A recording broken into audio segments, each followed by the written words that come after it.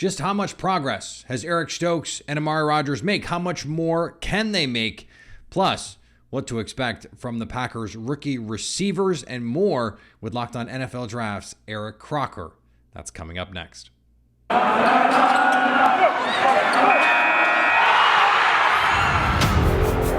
You are Locked On Packers, your daily Green Bay Packers podcast. Part of the Locked On Podcast Network, your team every day. You are Locked On Packers, part of the Locked On Podcast Network, your team every day. I'm Peter Bukowski, and I cover the Packers for The Leap, a newsletter I would love for you to subscribe to. Follow me on Twitter, Peter_Bukowski. Follow the podcast on Twitter at Locked On Packers. Like us on Facebook. Subscribe to the podcast, iTunes, Spotify, Google Podcasts, wherever you find podcasts, you will find Locked On Packers, the number one Packers podcast on the internet, and the show for fans who know what happened. They want to know why and how. I nailed it that time.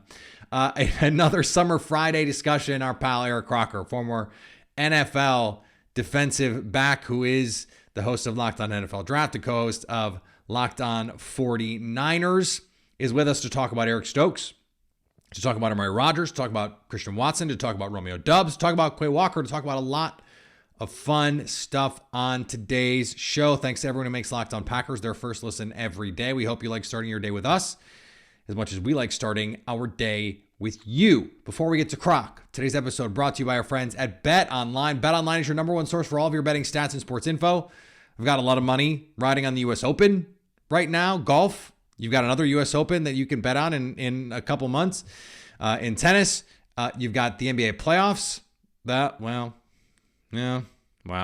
Major League Baseball to bet on, and the Stanley Cup Final. That's still going on. That's still a thing that's happening.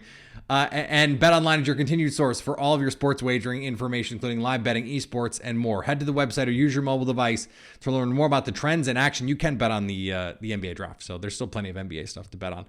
BetOnline, where the game starts. And we have an important favor to ask you. We've put together a survey so we can learn more about listeners like you and make your favorite Locked On podcasts even better. This is your opportunity to tell us what you like and don't like about Locked On Podcast. Go to lockedonpodcast.com/survey right now to get started. It won't take long, and everyone that completes a survey can qualify for a chance to win one of 10 $100 Ticketmaster gift cards. To take our audience survey, go to lockedonpodcast.com/survey. Thanks for your help. Joining me now, our friend from Locked On 49ers and Locked On NFL Draft. You remember him. He's the best. Eric Crocker is with me now. And Croc, you're here because no one talks about cornerback and receiver play like you do. And you are, of course, our NFL Draft host with the most over on the Locked On NFL Draft feed. So I wanted to pick your brain a little bit on the Packers draft. You and I got to talk a lot around draft time about a lot of things, but we didn't get to talk really that much about the Packers draft other than on camera. So now we get to do it on camera, but in a very different setting. I want to talk two guys in year two first. Eric Stokes is someone that you and I talked about offline last year when the pick was made. I immediately DM'd you and I was like, yo, just I need your thoughts. I've watched him, but give me your thoughts. So rather than give me your pre-draft eval, tell me what you saw from him last year, because you posted a couple clips from him last year with stuff that you liked. Yeah, definitely. I mean, when you see a guy like him, and I know you said don't get into pre-draft, but I want to kind of talk about some of the pre-draft things I saw and then kind of how I think it translated to the NFL and things he's worked on.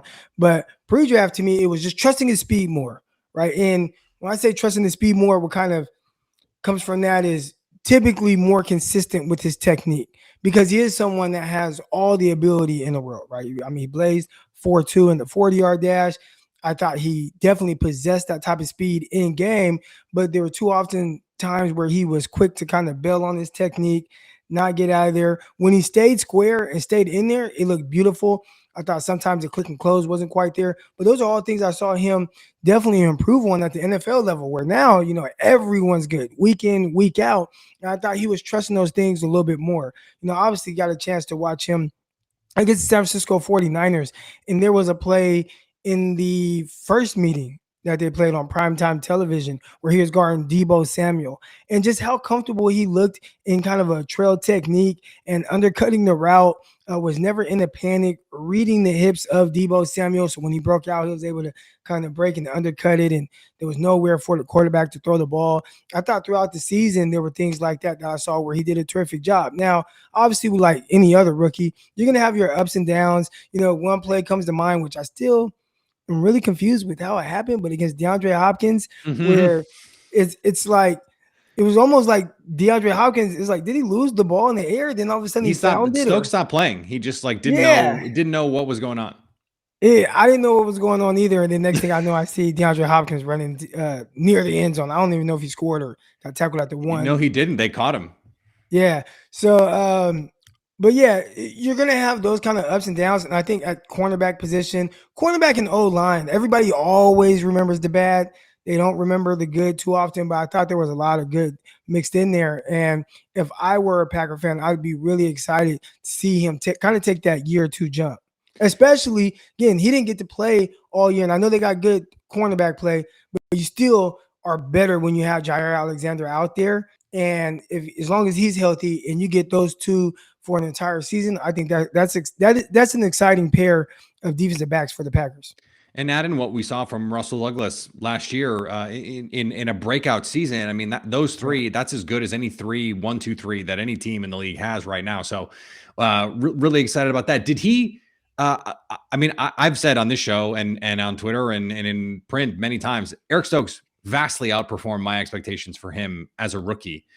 Did he make more progress from what we saw at Georgia to year one in the NFL than you thought? Well, I think sometimes you get to see that because now all a guy is doing is focusing on, preparing for the NFL. Sure. And, getting his body ready. He doesn't have to worry about going to class. He doesn't have to worry about all those things. It's really just focusing in on your craft. And he worked with my guy, Oliver Davis. And Oliver, he's a stickler for technique. I love his training. I love everything that he does to prepare his defensive backs. And you see a lot of guys coming and working with him, the J.C. Horns. The list goes on and on with these big-time either prospects or NFL players that are working with him. And Eric Stokes is another one of those guys. So to see the kind of the improvement, I'm not surprised just because I see how he was working in the offseason. And I saw how fluid he was. I saw the hips. I saw the movement skills. I was just curious to see, like, okay, well, can he take this to the NFL? And he actually did. One last thing before we move on. So the thing that kept him, I think, from being in that conversation that we're having about Patrick Surtain and like, can he be one of the best cornerbacks in the league, is ball skills. And it's a little bit of ball tracking. You mentioned the DeAndre Hopkins play. There was a play against Justin Jefferson where he never found the ball. Interestingly, all of the plays that he gave up were to like superstars. It was like Terry McLaurin got him, DeAndre Hopkins got him, Justin Jefferson got him. It's like, okay, well, those guys are going to get just about anybody that they put in front of them. But how do you improve ball skills? I think that, again, just comes down to one, like I said before, just kind of trusting your speed and your technique so that, all right, I understand that, I'm going to get in position and then now I can get my head around and truly track the ball in. There's kind of this art with the timing of getting your head around where I think a lot of fans are just like, oh man, just get your head around. But a lot of guys, some guys just have this real natural feel for it with getting in phase and getting their head around. Others, you have to really rep it. And I think the more he just is used to seeing the NFL and kind of how guys are, working against him and whatnot, I think that'll get him to be more comfortable with getting his head around. So I would assume that year two, he'd be more used to what he's seeing at the NFL level to get his head around, because in college, he got his head around. Like, that wasn't an issue. Yeah, it is an interesting thing. And sometimes that just is an NFL versus college kind of thing and a comfort level. And by all accounts, he's this year coming in very confident, and this secondary has a chance to be really good. I want to ask about Amari Rodgers because he was someone that we didn't get a chance to see a lot of last year. On the offensive side, we saw him return punts, and a lot of Packer fans did not want to see him returning punts by the end of the season. That did not go the way that the Packers thought it would. They loved him coming out. They were going to take him in the second round, if not for Josh Myers being there, who they also really loved. I thought that Amari Rodgers would be a perfect fit in this offense. What do you think they could do in year two to integrate him a little bit better, especially because you cover a team that plays a very similar offense that also happens to have a very, I don't want to say similar type of player to put the Deebo Samuel comparison to Amari Rodgers, but just some similar body type and some similar how they wins in terms of how the Packers can deploy someone like Amari Rodgers. Yeah, watching him at Clemson, I thought he was very comfortable playing in the slot. I believe his last year he played a lot more outside than I had originally remembered when I was watching the film. So you see the versatility there.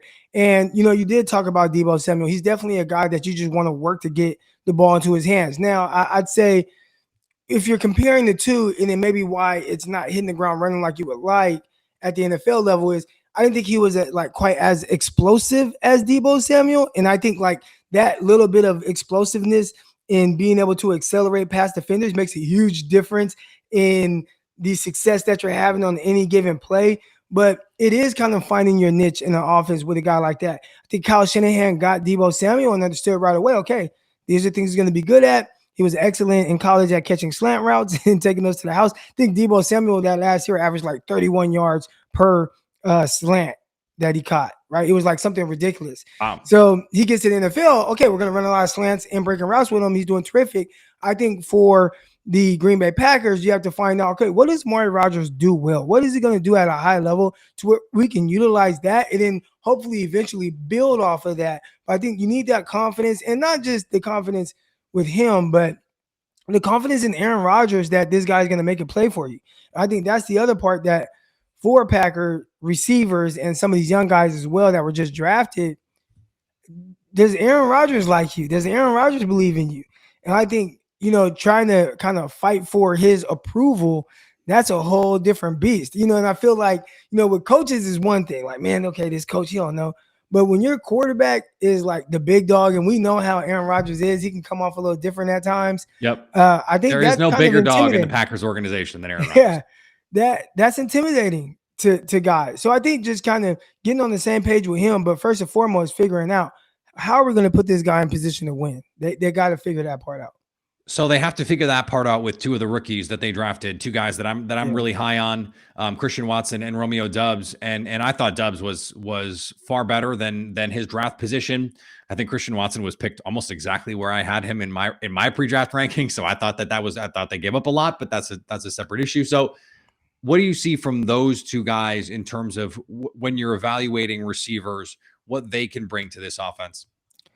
Oh, man, so they're so different. And it's funny because Christian Watson, I believe, is the better prospect from an upside standpoint, right? Sure. You see a guy 6'4", 210 pounds, runs in the 4.3s, and he is explosive. When you see the ball in his hands, he can win all over the field, whether it's vertically. There were times where they lined him up at running back and just was all right, we're just going to hand the ball off to you. And how many 6'4" guys have you ever seen lined up in the backfield? I'd never seen that before. Him and Jalen Hurd, who was a 49er pick, right? That was a 6'5" running back. So aside from that, you typically just don't see that. And Jalen Hurd did not have 4.3 speed. But to see that versatility that he has, I still think with the offense that he's coming from, North Dakota State, it was primarily just based around the run. And I know Green Bay has gotten to that run a lot more over the last couple of years, but not to the extent of what he saw at North Dakota State. He might see 3-4 passes a game there. Green Bay Packers, they are going to throw the ball.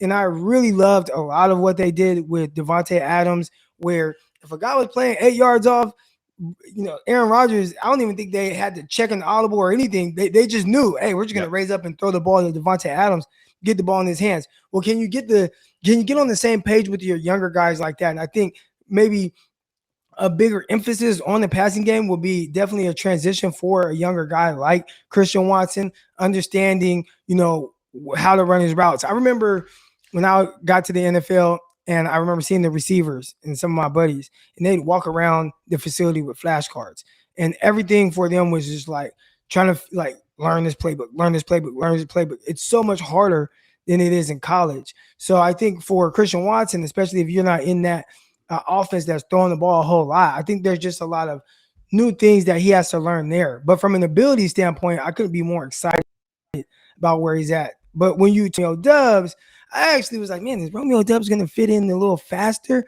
Because one, he's coming from a passing game wide open at Nevada, obviously not the highest level. Same with North Dakota State, even though one's FCS, the other one's FBS still with Nevada, but not playing against great competition week in and week out.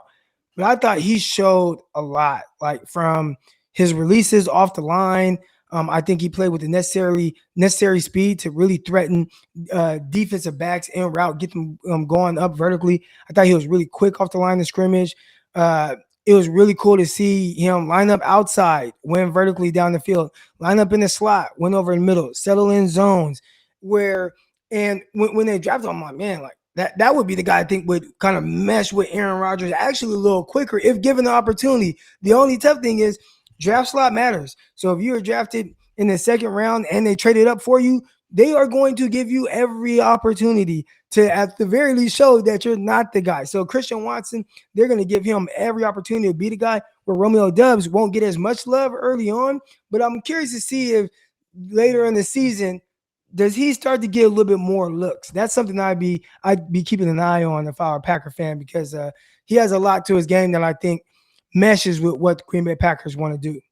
I love that we align on this, because I had the same thought, not just after rookie camp, but just as soon as they were drafted, I was like, I think Doubs has a better chance to contribute right away. I think Christian Watson has the much higher ceiling, but I think they fit together too, because they can win in different kinds of ways. I think if you look at Doubs, Watson, and Rodgers, they all three can be on the field at the same time, which is another important part of how you want to plan your team for the future, make sure the geometry of your offense fits. So I'm so glad that we align on that. As we finish up here, I have to ask you about Quay Walker, because that was the pick. You and me and Isaiah Stanback, we're sitting on the couch with Ryan Tracy, your co-host at Locked On NFL Draft. When that pick came through, we were all like, wait, what happened? What happened? So what do you see from Quay, and how does he fit into a defense that the last time we saw it on the field and you saw it on the field, they were kicking ass and taking names? Yeah, terrific. And this is another guy that, like, you want your defense to really be, what you're going to get from your offense, especially when you have Aaron Rodgers at quarterback. Like, you're going to be solid. But if you can have a dominant defense to kind of back that up, you're just way more dangerous.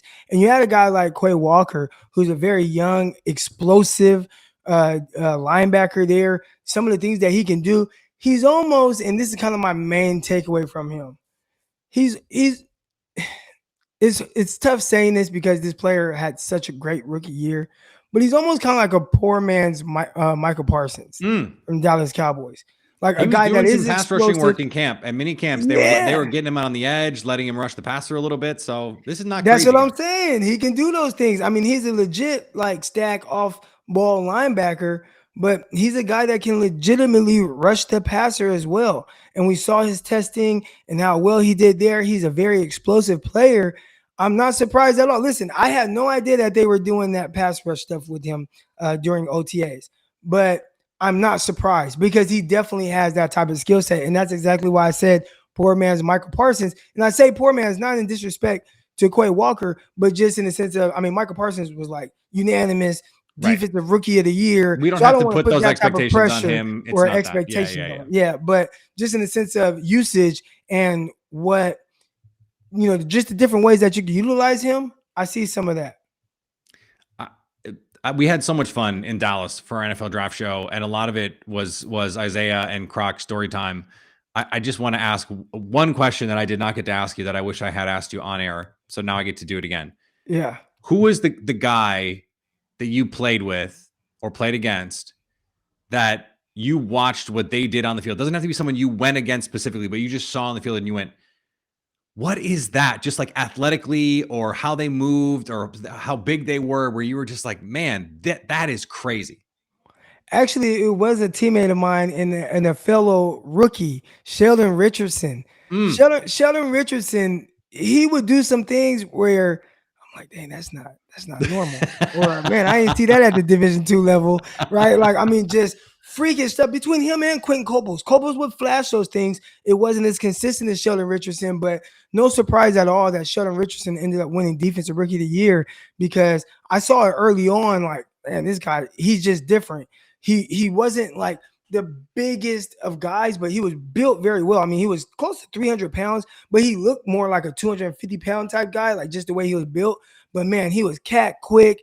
I mean, he could move extremely well. He did some freakish stuff. And that was the first guy where I was just like, man, now you see freaks all over, man. I mean, I'm out there with Antonio Cromartie, and he's 6'3", 215 pounds, playing cornerback and stuff like that. But Sheldon Richardson, he just did certain things where I'm like, man, a lot of people aren't doing that. And he's still playing in the league to this day and still getting paid. So not surprised at all. Eric, this was the best. You're the best. I appreciate you, man. This was terrific, and we'll talk to you, I'm sure, when the season comes around. All right. Thanks for having me on. All right. Thanks to Eric Crocker for joining me on today's show. He's the best. He really is. And I think when it comes to cornerback play, there is just no one else that breaks it down like he does. And so it's great to have him on, even though, we're talking about a rival podcast, a rival team, a team that cannot stop beating the Packers in the postseason.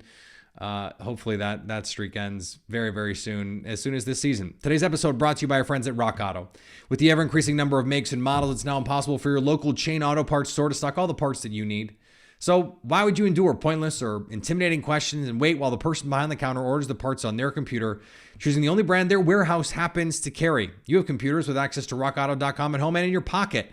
So save time and money when using Rock Auto. Why would you choose to spend 30%, 50%, even 100% more at a chain auto parts store or at a dealership when you could go to rockauto.com, a family business serving do-it-yourselfers for over 20 years? Go to rockauto.com right now and see all the parts available for your car or truck and write Locked On in their How Did You Hear About Us box so they know we sent you. Amazing selection, reliably low prices, all the parts your car will ever need at rockauto.com.